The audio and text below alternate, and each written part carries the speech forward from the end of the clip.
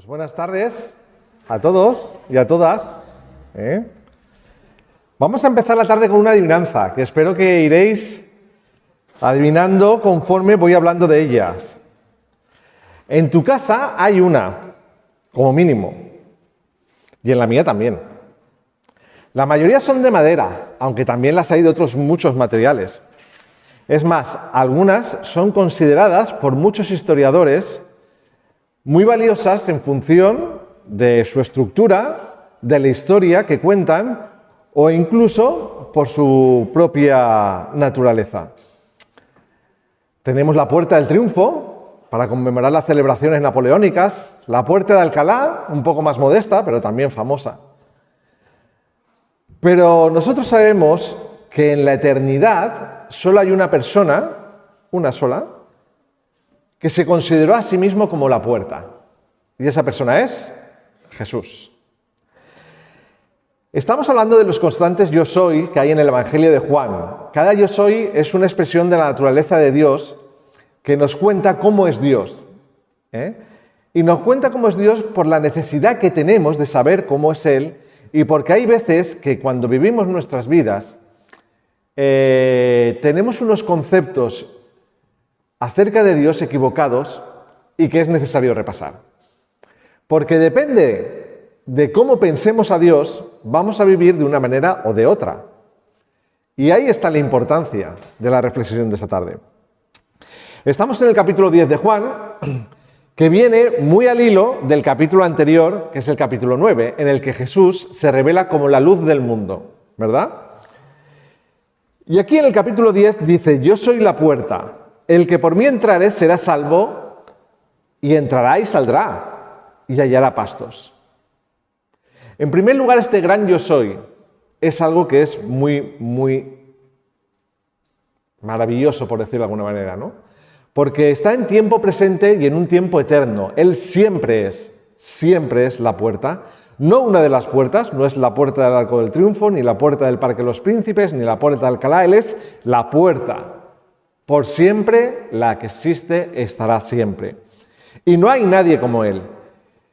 Y así fue también en nuestra vida, en la vida de muchos de nosotros, que tuvimos la oportunidad de cuando nos pusimos delante de esa puerta, decir, Señor, yo quiero pasar a través de esa puerta.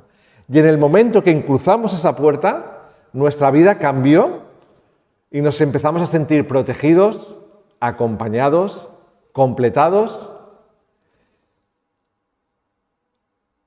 y salvados. Y desde entonces la salvación de Dios nos acompaña, ¿verdad? En esta alegoría es importante que sepamos situarla porque es una alegoría, una historia que Jesús le cuenta a personas que realmente creían que veían, pero no veían. ¿Quiénes son estos? Los líderes religiosos. Y digo que creían que veían porque ellos manifestaban que realmente tenían conocimiento. Pero Jesús les dice, no, si conocimiento tenéis. Lo que pasa es que vuestra actitud de corazón os impide ver más allá de vuestro conocimiento. Entonces pensáis que veis, pero en realidad no veis. Porque estáis cegados por lo que es vuestro propio endiosamiento. Y este relato transcurre en un momento que no es tampoco un momento cualquiera, ¿no? Fijaos que viene, como he dicho, al hilo del capítulo 9, donde ¿sabéis qué ocurre? Que un ciego de nacimiento es sanado. Y entonces se produce, digamos, la controversia, ¿no? Porque este ciego es un ciego que era un poco rebelde, porque lejos de escuchar la voz de los líderes religiosos, él decide escuchar la voz de Jesús y desobedecer a los religiosos, ¿no? Y entonces da lugar a una situación. ¿Quién es el verdadero pastor de esta oveja descarriada, de este ciego? Porque alguien ha cuidado de este ciego como nunca habían cuidado de él. ¿Verdad? ¿Quién es el pastor verdadero y quién es el falso pastor? Es lo que vamos a discutir en este relato, ¿verdad? Y el relato nos cuenta que hay dos maneras de saber y de aprender a distinguir el buen pastor del pastor falso o asalariado, que también se le llama.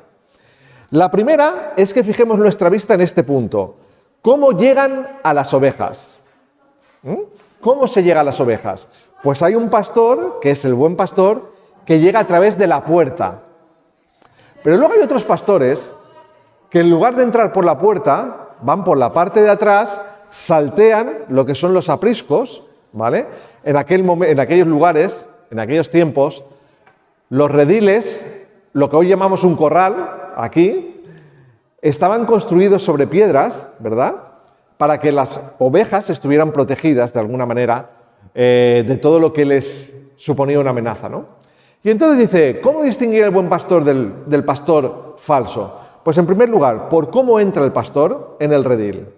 El buen pastor entra por la puerta, pero ojo, hay pastores que saltean y que son capaces de robar, matar y destruir, porque lo que quieren, ¿qué es? La lana y el beneficio de las ovejas.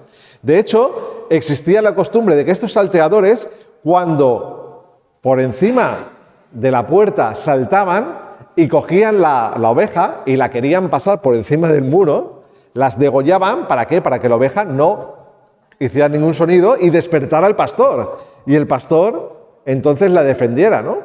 Por eso dice que han venido a robar, a matar y a destruir. Y en segundo lugar, ¿cómo sabemos cuál es un buen pastor? Por la reacción que muestran las ovejas. Porque dice que el buen pastor conoce sus ovejas y sus ovejas conocen su voz y le siguen. Por eso sabemos que es el buen pastor. El pastor asalariado normalmente no ocurre eso. Por tanto, yo soy la puerta es una afirmación que está conectada a estas otras anteriores de Juan en las que se habla acerca de quién es Jesús. Y es una manifestación en la que Jesús se revela como aquel que va a venir y va a sacar del redil, ¿vale?, de una situación en la que el judaísmo estaba empezando a morir, de una religión muerta, los va a sacar para conducirlos a buenos pastos y a una dirección y a un cuidado cariñoso, bondadoso, proveedor. Y en ese redil no solamente va a estar el pueblo de Israel o parte del pueblo de Israel, sino que también hay otro rebaño que también formará parte de su rebaño. Es decir, Jesús está dando las notas de lo que va a ser su iglesia, ¿vale?, en un futuro. Y se lo está diciendo a los líderes religiosos.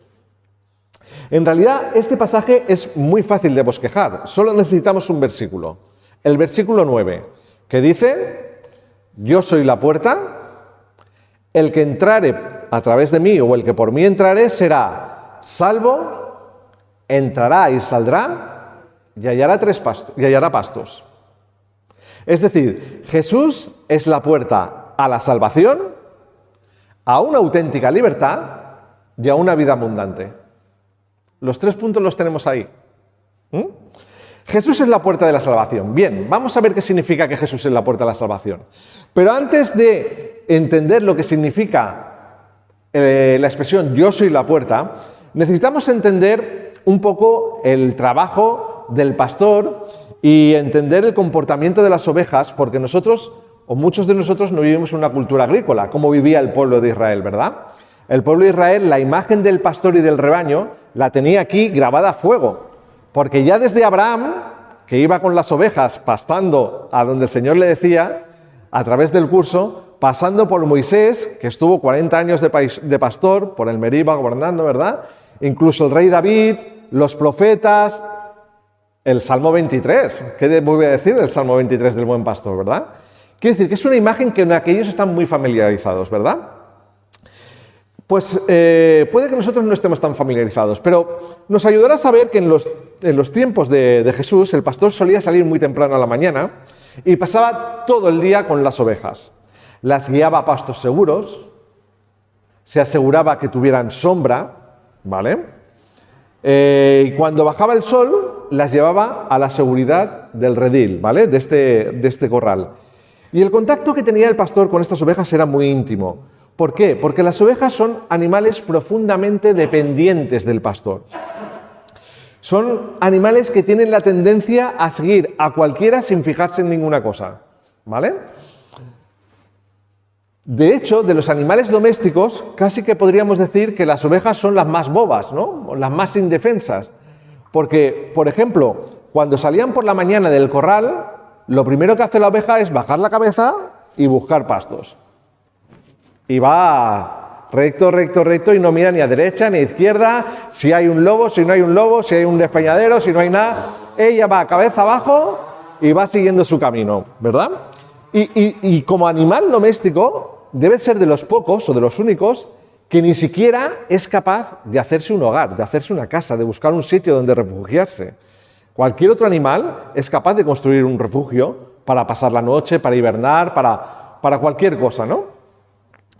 Y además son animales sumamente miedosos, hasta el punto de que cuando van a beber al río, no son capaces de beber al río si el agua lleva mucha velocidad, porque tienen miedo de caerse y de ahogarse, así de inútiles son las ovejas, ¿no? Y el pastor tiene que hacer una presa para que el agua se quede estancada, quieta, y la oveja se acerque y pueda beber, ¿no? Hasta ese punto es dependiente la oveja del pastor. Pero además es que son sumamente indefensas. Cuando se sienten amenazadas o los atacan los lobos o los depredadores que puedan haber alrededor, la oveja lo único que hace es que se acurruca. Ni siquiera corre ni huye, no, se acurruca y espera su fin como el que tiene que venir. Por eso los pastores tenían que tener la formación, el valor y las herramientas para defender cualquier situación en la que la oveja se viera necesitada. Por esto, siempre están acompañadas de un pastor. Incluso cuando los pastores, después de una larga jornada, se van a dormir y las ponen en el redil, hay un portero que está en la puerta que tiene que cuidar de las ovejas y que muchas veces se tumbaba en la misma puerta para que la oveja no escapara y para que otros no pudieran entrar, ¿verdad? Porque los pastores trabajaban durante largas jornadas y no tenían especialmente áreas en las que pudieran descansar. Era una vida muy sacrificada. Independientemente del clima que tuvieran, los pastores siempre tenían que estar cuidando en cualquier circunstancia de la oveja. Por aquel entonces no había ni baja laboral, ni seguridad social, ni nada por el estilo. El pastor siempre estaba con la oveja. Y cuando llegaban al corral, el pastor, con mucho cuidado y cariño, plantaba su ayo delante de la puerta y la oveja se paraba. Y entonces la examinaba a ver si tenía alguna herida, si estaba todo bien, si había tenido algún arañazo. Y cuando ya la había inspeccionado, levantaba la vara y decía, puedes pasar. ¿Por dónde? Por la puerta, al redil. Una por una, lo hacía una por una, lógicamente, porque la economía de entonces tampoco te permitía tener 100 ovejas o 200 ovejas, ¿no? Por tanto, las que tenías las cuidabas muy bien. Y por esto dijo Jesús en el capítulo 10, un poco más adelante, mis ovejas oyen mi voz, y yo las conozco por su nombre, y me siguen. Y yo les doy la vida eterna, y jamás perecerán, porque nadie las arrebatará de mi mano. Y aquí está Jesús reclamando con autoridad la figura de que yo soy la puerta porque me pertenecen a mí mis ovejas. Y por eso el portero solo abre la puerta cuando viene el pastor, no cuando viene el hijo del pastor o cuando viene un encargado, no. El portero solo deja acceso al rebaño cuando viene el pastor en persona y el pastor las llama por su nombre y ve que las ovejas le siguen. Lo digo esto porque luego va a cobrar todo un poco más de sentido. Porque es por eso que empieza el capítulo 1 y 2, los versos 1 y 2 del capítulo 10, diciendo Jesús, en verdad os digo, como diciendo, ojo que lo que voy a decir es importante. ¿Tú crees que lo sabes todo? Pues escucha. El que no entra por la puerta en el redil de las ovejas, sino que sube por otra parte, ese es ladrón y salteador. Pero el que entra por la puerta de las ovejas, ese es el pastor, el buen pastor. Así que hemos dicho que el buen pastor y la puerta son dos de las imágenes que se emplean en este pasaje, pero nos vamos a centrar hoy en la puerta y dejaremos la del pastor para la semana que viene. Y dice que el que entra por la puerta será salvo. ¿De qué nos salva Jesús? Pues realmente la vida tiene muchas puertas, ¿verdad? Y muchas salidas. Cada día se abre una puerta y se cierra una puerta. Y no todas las puertas que nos encontramos llevan al éxito. ni garantizan una vida plena. Pero quien sintoniza con Jesús y trata de imitarle y de seguirle, está entrando por la puerta acertada. Eso es lo que nos trata de decir el pasaje. No solo no echa a perder su vida, sino que la salvará. ¿Por qué? Porque Jesús es la puerta que nos salva en el sentido de que nos salva de nosotros mismos, de nuestro propio egoísmo, de nuestras propias miserias, de un amor interesado. Cuando tú le preguntas a alguien o a una pareja, ¿tú por qué amas a esta persona? Te dice, hombre, pues porque me hace sentir mejor, porque me completa, porque me hace... El me va por delante, es un amor interesado. Me, conmigo. A mí me hace todo eso. Si no lo hiciera, no la amaría como la amo ahora. Y es lógico, no es que esté mal, pero es un amor interesado. Sin embargo, el amor que nos ofrece Jesús es un amor que transforma de tal manera los corazones de las personas que lejos de juzgar y de condenar, como estaban haciendo los fariseos con este ciego, acogen y te libera. Y te enseña a mirar con unos ojos diferentes. Nos salva de estar incompletos. Nos salva de la desesperación cuando la desesperación llega como un lobo a nuestras vidas, que se lo quiere llevar todo de golpe. Nos salva, según hemos leído, de la muerte y del pecado. Nos salva, en definitiva, de cualquier tipo de religión que creamos o que podemos construir para llegar hasta Dios. Y nos la cambia por una relación con el mismo Dios. La religión es el intento del hombre por tratar de acercarse a Dios a través de obras o de cualquier otro medio, de manera que el hombre pretende sentirse digno o justificado ante Dios a través de sus propios actos, ¿verdad? Y lo que nos está diciendo el pasaje es que no tienes que cambiar para que Dios te ame. Dios ya te ama como eres. Él solo quiere entrar en una relación contigo. Una relación de amor, de cuidado, pastoral, que entres por su puerta y que Él te enseñará cómo vivir una vida abundante y plena. Porque Él ya lo ha hecho todo. No tienes que hacer nada para que Dios te ame más. Ni hay nada que puedas hacer para que Dios te ame menos. Porque Él es la puerta y el buen pastor. Y el buen pastor su vida da por las ovejas. Así que, de la misma manera que el arca, el relato del arca de Noé, es un tipo, es decir, un acontecimiento, una historia que apunta a lo que va a suceder en un futuro, el arca de Noé, ¿qué es lo que ocurre? Es el instrumento de salvación, ¿verdad? Cuando Dios decide que la humanidad va a extinguirse por su maldad, pero da una segunda oportunidad y se construye un arca, ¿verdad? ¿Y quién se salvó en el arca? ¿Los que entraron por dónde? Por la puerta. Si no entras por la puerta en el arca, te quedas fuera. Y Jesús está diciendo, yo soy esa puerta. El que por mí entrare, será salvo. No el que vaya al templo y haga tal sacrificio, o el que esté de acuerdo con las autoridades judías, o el que sirva al César. No, yo soy la puerta. El que por mí entrare, será salvo. La salvación, está diciendo, ya no va a radicar más en templo ni en instrumentos de hombres que se levantan, ni en la ley ni en las tradiciones, porque como ha dicho antes Mónica, el velo del templo se ha rasgado y ya no hace falta más sacrificios. Antes la gente se salvaba creyendo en la palabra de Dios por la fe, porque no había una revelación de Dios más grande que la que había en la ley.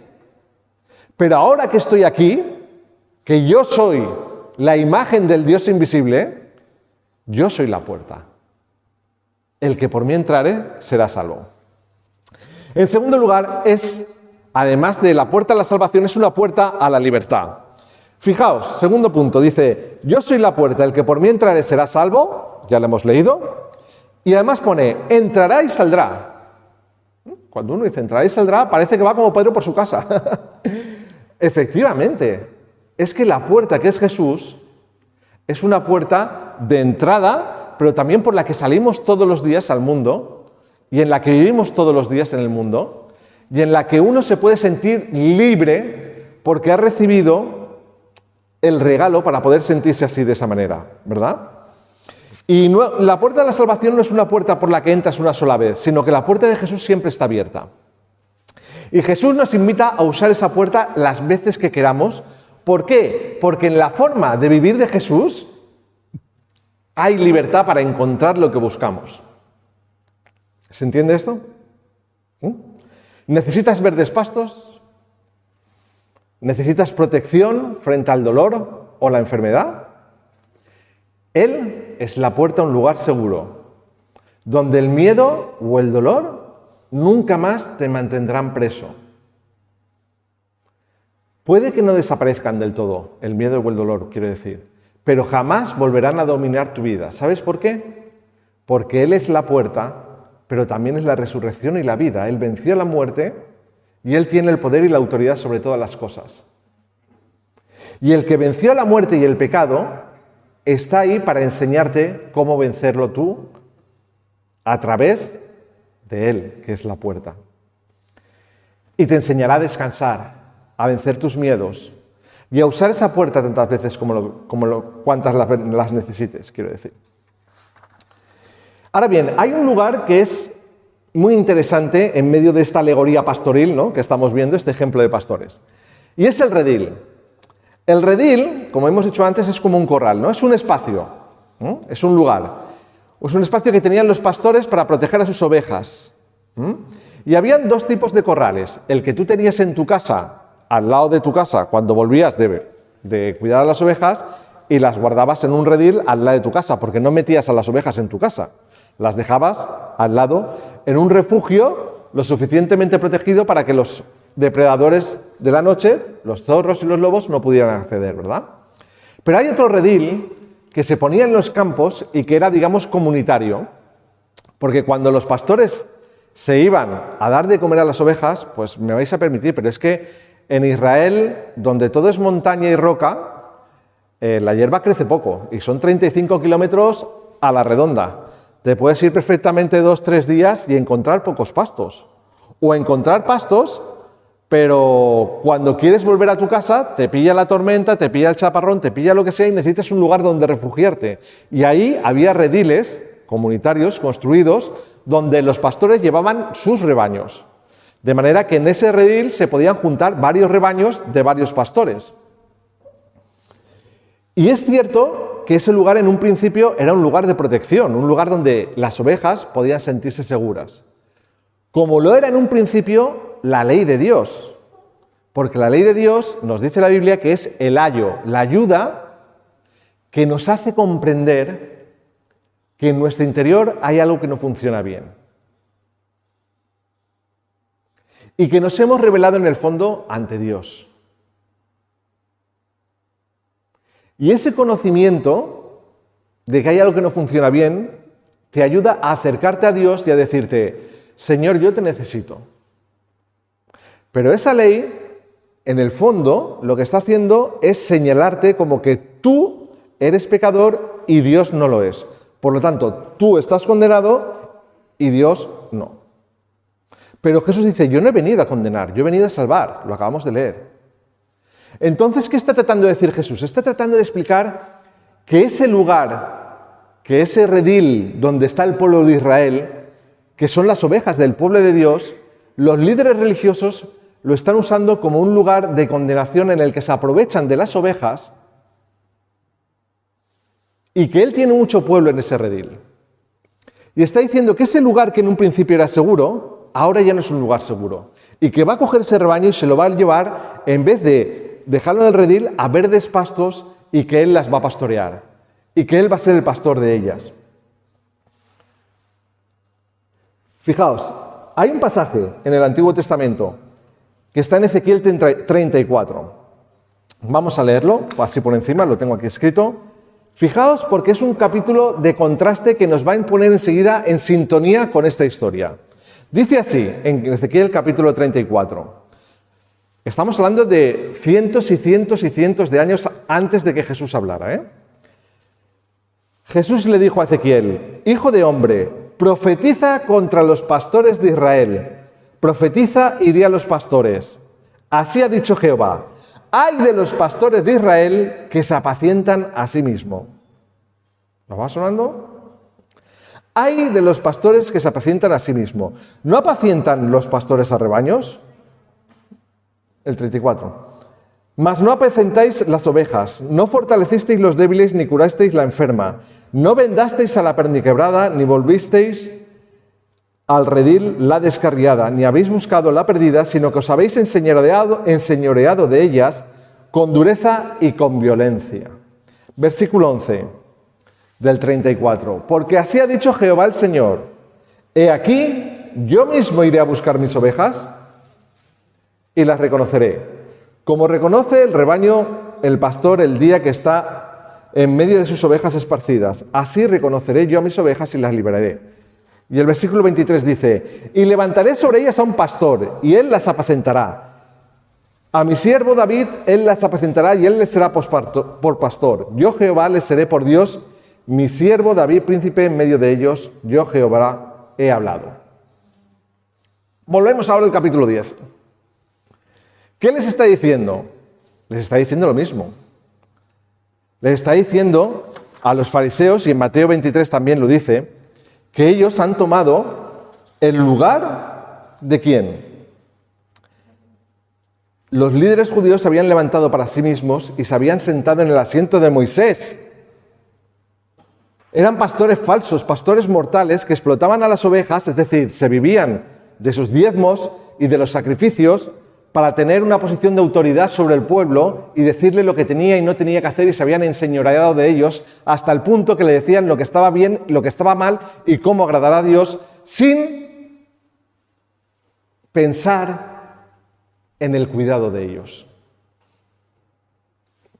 Simplemente les imponían cargas, sacrificios.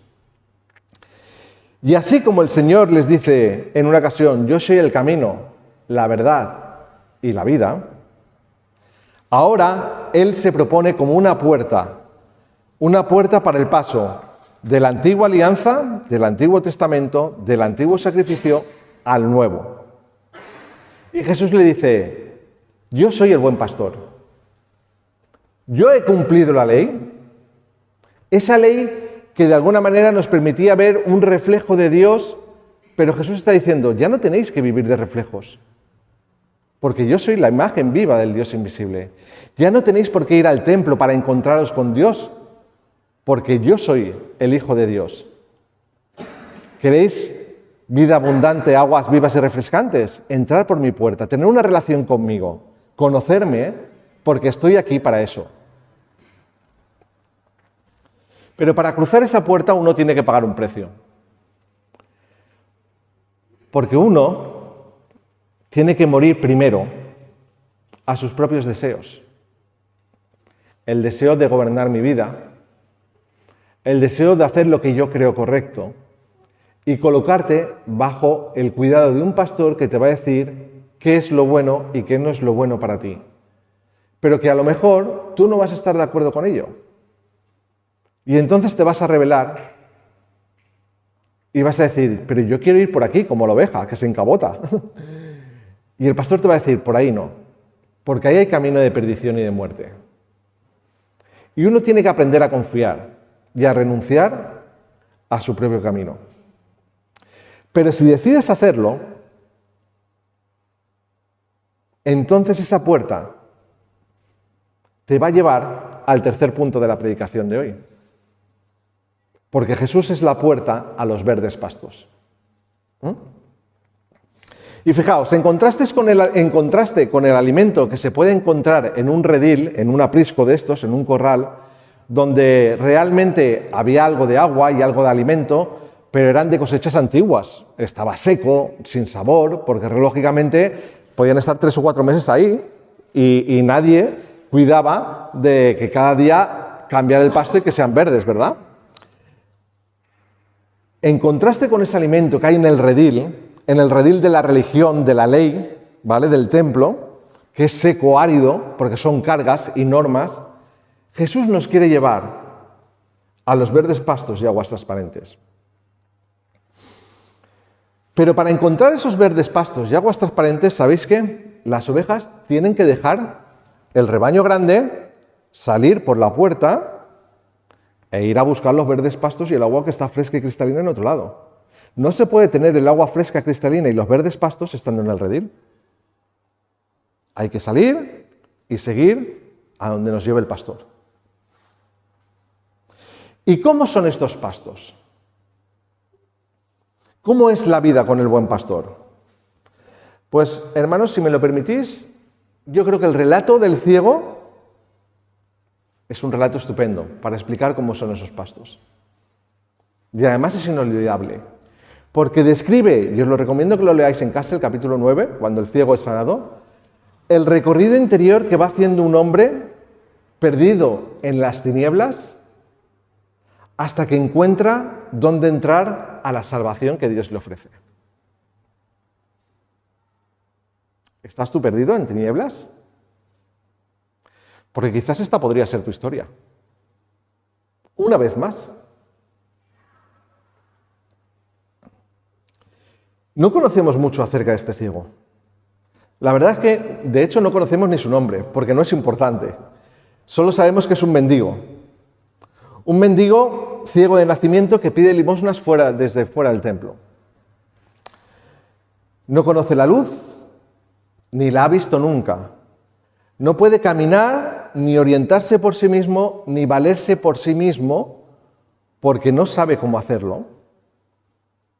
Y por lo tanto está condenado a vivir una vida desgraciada, porque nunca va a poder tener familia. Su ceguera lo margina socialmente y no puede entrar ni siquiera al templo, porque es un hombre impuro. No puede relacionarse con las personas. Está apartado para siempre de Dios y de los que están cerca de Dios, hasta que un día Jesús pasa y entra en su vida. Y le dice: ¿quieres ser sano? Yo soy la puerta. El que por mí entrare será salvo. No se lo dice, pero casi, se lo dice con otras palabras, ¿verdad? Y el ciego está tan necesitado que permite que, en contra de lo que manda la ley, Jesús actúe en su vida. Y le obedece. Escucha la voz de Jesús y le sigue.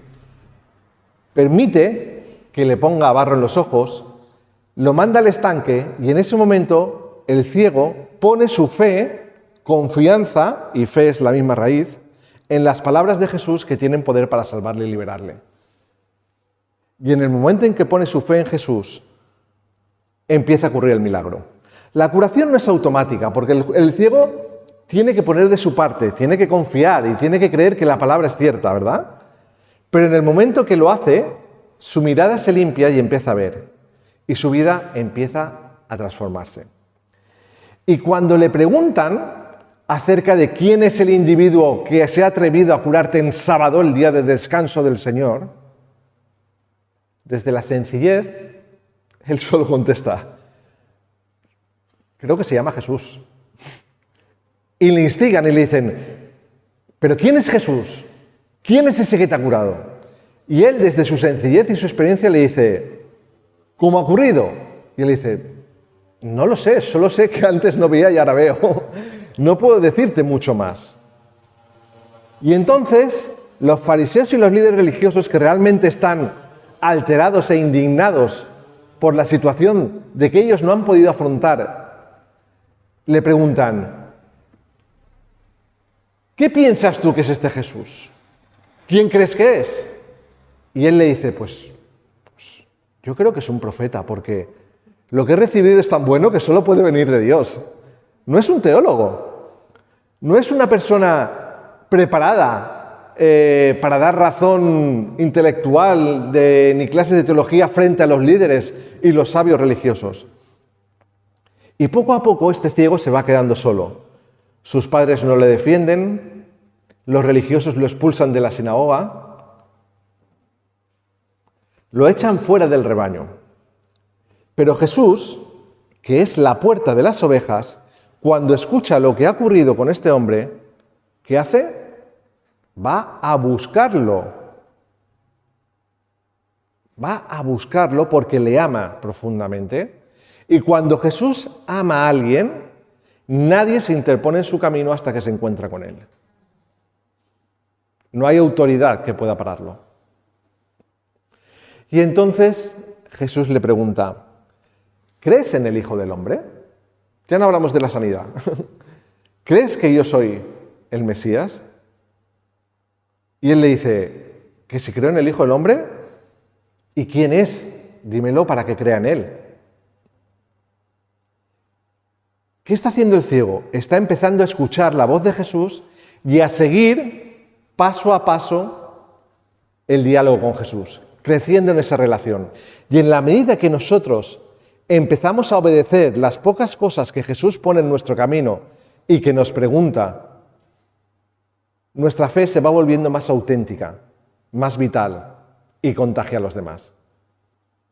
Y la Iglesia no necesita tantos predicadores que llenen de palabras los púlpitos como gente y testigos, como este ciego, como tú, como yo, que sean capaces de explicarle a un ciego de Carlet o a una persona que tenemos al lado, ¿qué quieres que te cuente acerca de Dios? Solo sé que mi vida antes era de una manera y ahora es de otra.